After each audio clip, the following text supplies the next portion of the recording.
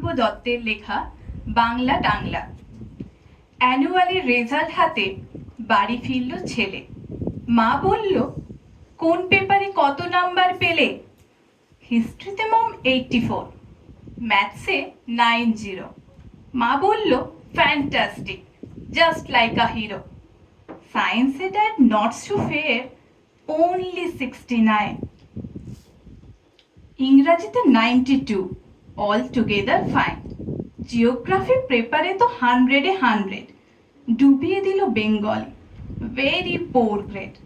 ছেলের মাথায় হাত রেখে মা ঠোঁট বেঁকিয়ে বলে, নেভার মাইন্ড, বেঙ্গলিটা না শিখলেও চলে।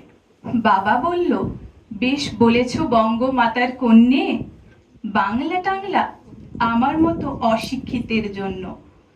বিদ্যাসাগর, রবীন্দ্রনাথ, নেহাত ছিলেন বোকা, না হলে কেউ শখ করে হয় বাংলা বইয়ের পোকা।